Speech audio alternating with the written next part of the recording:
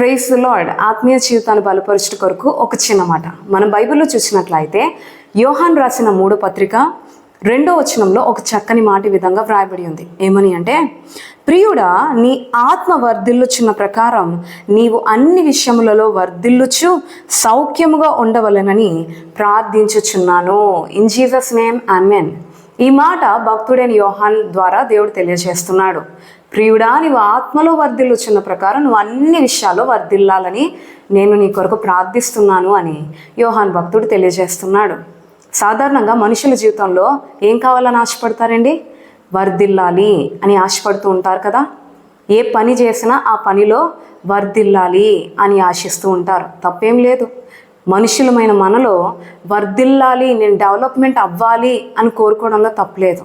అది నీ ఉద్యోగ విషయంలో నువ్వు వర్ధిల్లాలి అనుకున్నా. చాలామంది ఉద్యోగంలో ఏం కావాలనుకుంటారు? ప్రమోషన్ కావాలనుకుంటారు. ఎక్కువ శాలరీ, ఇప్పుడు వస్తున్న శాలరీ కన్నా ఇంకా ఎక్కువ శాలరీ రావాలని ఆశపడుతూ ఉంటారు. వ్యాపారం చేసిన నా వ్యాపారం వర్ధిల్లాలి అని కోరుకుంటూ ఉంటారు. కుటుంబం ఉంటే పిల్లలతో నా కుటుంబం వర్ధిల్లాలి అని ఆశిస్తూ ఉంటారు. నిజానికి చెప్పాలంటే నీవు వర్ధిల్లాలి అని ప్రభు కూడా కోరుకుంటున్నాడు. అయితే ఇక్కడ ఒక మాట మీరు అర్థం చేసుకోవడానికి ప్రయత్నించినట్లయితే, దేవుడు నేను వర్ధిల్లించాలి, నువ్వు వర్ధిల్లేలాగా చెయ్యాలని ప్రభు ఎల్లప్పుడూ కోరుకుంటూ ఉంటాడు. అయితే నువ్వు వర్ధిల్లాలి అంటే మొదటిగా ఏం చేయాలో తెలుసా? ఆత్మలో వర్ధిల్లాలి.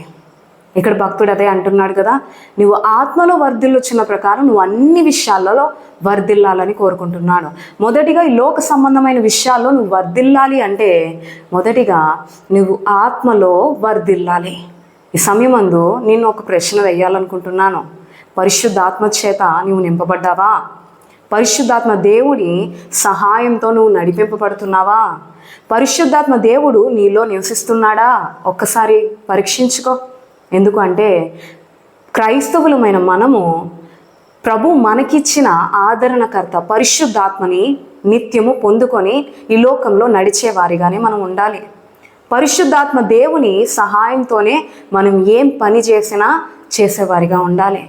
పరిశుద్ధాత్మలోనే మనం వర్ధిల్లేవారిగా ఉండాలి. ఆత్మలో బలపడేవారిగా ఉండాలి. ఈరోజు నీవు ఆత్మలో బలహీనంగా ఉన్నావా? ఆత్మలో బలవంతురాలుగా జీవిస్తున్నావా? నువ్వు పరిశుద్ధాత్మ చేత నింపబడి ఆత్మలో వర్ధిల్లినట్లయితే, నువ్వు ప్రార్థనలో, దేవుని సన్నిధిలో, వాక్య ధ్యానంలో దేవుని కొరకు ఇష్టంగా నువ్వు వర్ధిల్లినట్లయితే ఖచ్చితంగా నువ్వు అన్ని విషయాల్లో వర్ధిల్లుతావు. కాబట్టి పరిశుద్ధాత్మ చేత నింపబడి అన్ని విషయాల్లో వర్ధిల్లు.